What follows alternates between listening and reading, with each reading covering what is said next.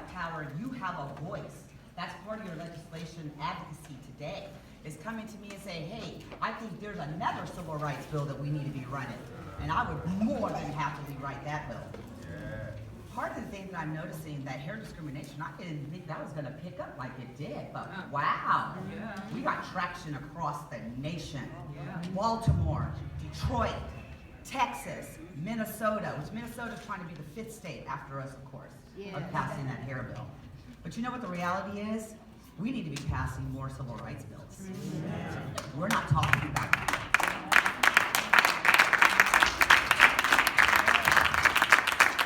I'm gonna tell you why.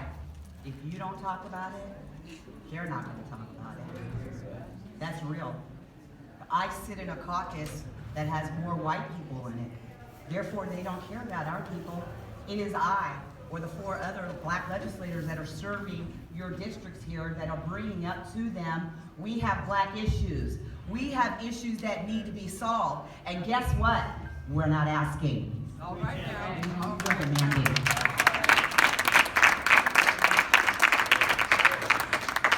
Just had a conversation not too long ago with some stakeholders around housing. You know, they always think it's okay to think that we can just go anywhere to find housing. Nobody wants to talk about couch surfing, but I was a couch surfer. I served in my first session here as a couch surfer. Therefore, that needs to be talked about with our people, right? This is what I told them.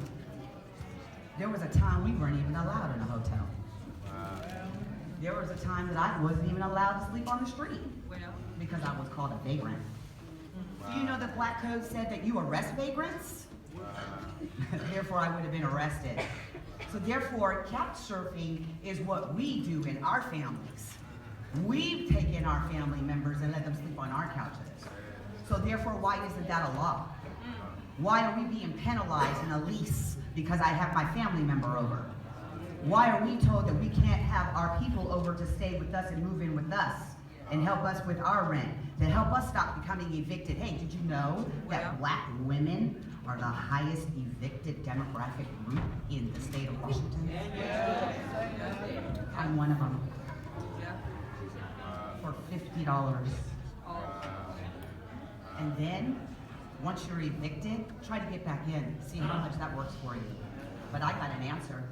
House Bill 1694. That's moving costs, pay them in installments. You know, moving costs can cost up to $5,000 today. Now, you have $5,000 in your bank account? I don't. They don't pay me enough up here.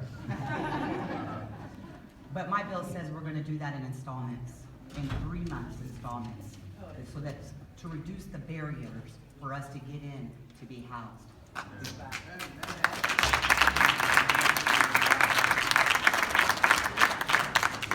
The other bill that affects our people that I'm also trying to get passed is House Bill 1892. That has to do with lunch copay bill, reduced lunch bill, copay. You know that I was a single mom of 4 children, and we were on reduced lunch. That's 40 cents times 4 kids, times 4 weeks in a month, times 12. Who can afford that? We're on food stamps. That's how I qualified for reduced lunch. Therefore, sometimes I don't know how my kids ate. But best believe, they didn't come and tell me, please, I'm a pajama ticket, right? But the reality is, why are we always being made to jump over a hurdle just to do the normal thing that our white colleagues get to do? Why is it that they take advantage of our programs? Listen, the nutritionists from my school districts have come and talked to me and said it is not the reduced kids that are taking advantage of the program, but it's actually parents who can afford it. So you know what my bill says? Get rid of it. No more lunch copay. All children deserve to eat.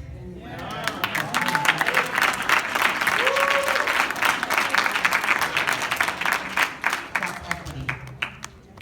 And that's the trendy word right now. We used to call it diversity. Now we're calling it equity. That's all right, we'll run with it. I'm running with it all day. Guess what I found out? So I served on a task force all summer long for the state equity office. And that's where we start dismantling white supremacy. And that's where we start putting justice back to our people. That's where we tell all these state agencies, will treat us with fairness. You will treat us with justice. And you will not let us be at this bottom of this graph that I've seen. Okay?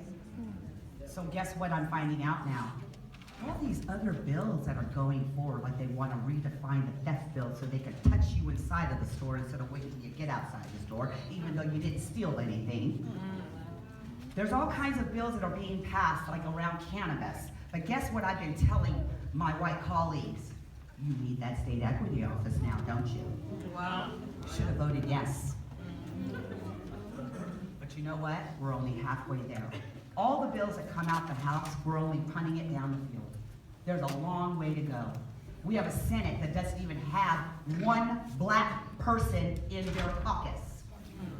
So who's going to represent us over there? All right. Say us. Say it again. Say us. Us. That's who's going to represent over there until I get over there, right? All right?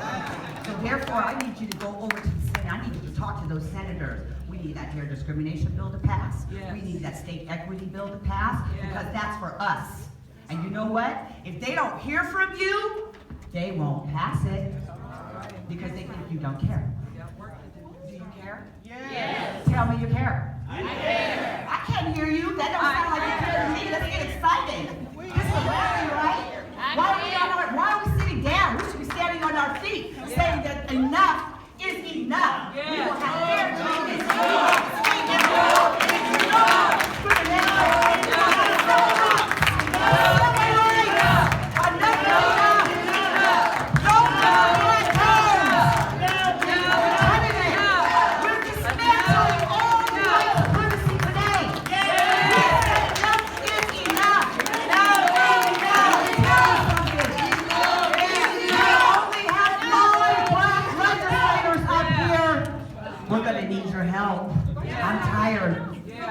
I had 3 hours of sleep. Why? Because I'm up here doing the people's work, your work, till 12 o'clock last night.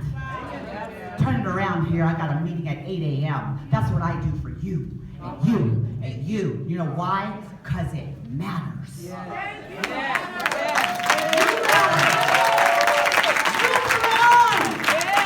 You don't belong.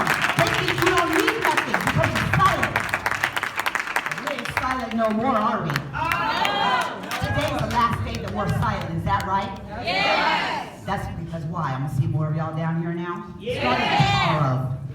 I need to see more of you guys down here sitting in those galleries. And when I'm sitting down there voting yes, and I look up and I don't see nobody, I feel alone.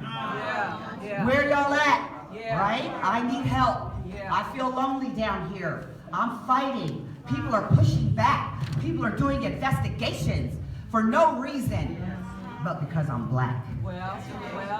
And I'm proud. And I'm proud. All right.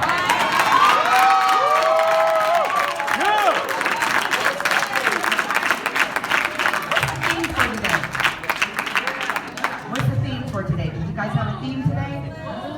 Move? Oh, we gotta move. We say that in church all the time. Come on, Lord, move. Move in here today.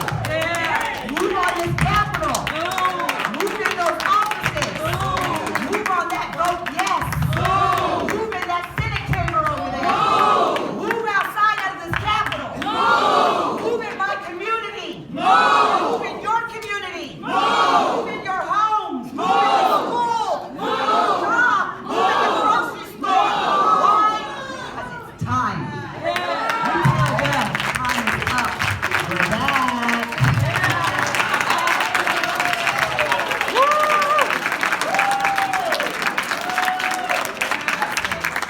We should have started this morning. Y'all have been running around this campus today.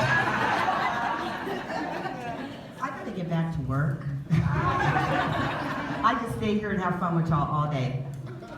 I love y'all. I really do.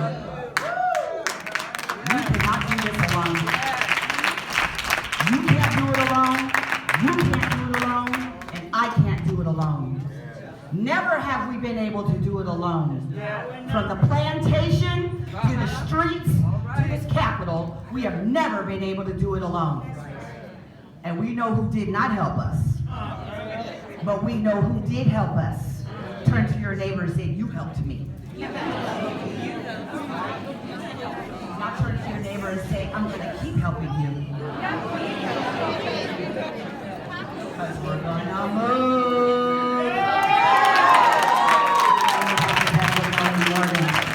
Enjoy the day that you